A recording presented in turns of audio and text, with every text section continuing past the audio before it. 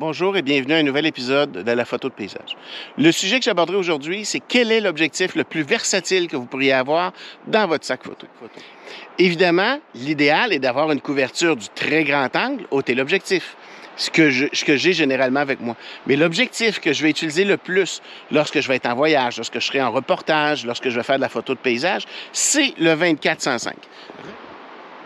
L'un des gros avantages de cet objectif-là, c'est de nous permettre une grande couverture d'image. On va être capable, tout en restant au même endroit, de couvrir une plus grande plage de la scène qu'on veut photographier. Si vous êtes en reportage, vous êtes en voyage, vous voulez faire des photos d'amis, conjoints, conjointes, vous êtes capable, en restant au même endroit, d'aller chercher un gros plan de la personne en question et aussi de prendre un plan plus large pour la situer dans son environnement. Et autre avantage, si vous faites de la photo de paysage, vous allez être en mesure de tirer le maximum de la règle de l'hyperfocale. En travaillant en 24 mm, 35 mm, vous allez être capable de sélectionner l'endroit idéal pour faire la mise au point, pour sortir la meilleure profondeur de champ possible. J'ai commencé à faire de la photo, j'avais 12 ans, ce qui fait quand même quelques printemps. J'ai eu plusieurs appareils photo, j'ai eu aussi plusieurs optiques avec lesquelles j'ai travaillé. J'ai eu à une époque une 28-135 qui avait une grande couverture, mais dont la qualité d'image, le piqué était moins bon. J'ai eu par la suite des objectifs 24-70, toujours des objectifs Canon, version 1, version 2 qui offrait un meilleur piqué que la version 1, mais je me retrouvais toujours avec la même chose. Il manquait une partie de la couverture possible entre le 70 mm et le 105 mm.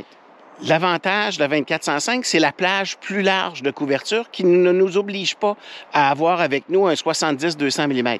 J'ai fait l'achat du 70-200 f4 RF Canon, mais je ne l'ai utilisé qu'à quelques reprises, puisqu'avec la 24-105, je suis capable de me sortir d'à peu près toutes les situations de prise de vue. Donc, l'objectif idéal à avoir est le 24-105. Je vous présente quelques photos faites avec cet objectif-là, et vous pouvez remarquer en regardant les données techniques, oui, il y a plusieurs photos que j'ai faites à 24 mm, mais il y en a aussi plusieurs que j'ai pu faire avec une couverture un peu plus large que 70 mm. Comme vous pouvez voir, il y a une petite neige qui tombe actuellement. J'aurais hésité à faire le changement d'objectif pour placer le 70-200. Donc, j'aurais probablement resté avec un 70 mm, peu importe la couverture qu'il va m'offrir, plutôt que de risquer d'avoir des brins de neige sur le capteur. Avec la 24-105, je ne suis pas obligé de faire ça. Ça me permet de réaliser des photos tout en gardant le même optique. Si vous n'avez qu'un seul objectif à avoir avec vous lorsque vous partez en expédition, en voyage ou sur le terrain lorsqu'il y a des intempéries, c'est assurément le 24-105. C'est celui que j'utilise dans plus de 80% des photos de paysages que je vais faire annuellement, ce qui représente entre 30 et 35 000 clichés. Autre avantage de l'objectif Canon 24-105 RF, c'est qu'il offre aussi la stabilisation.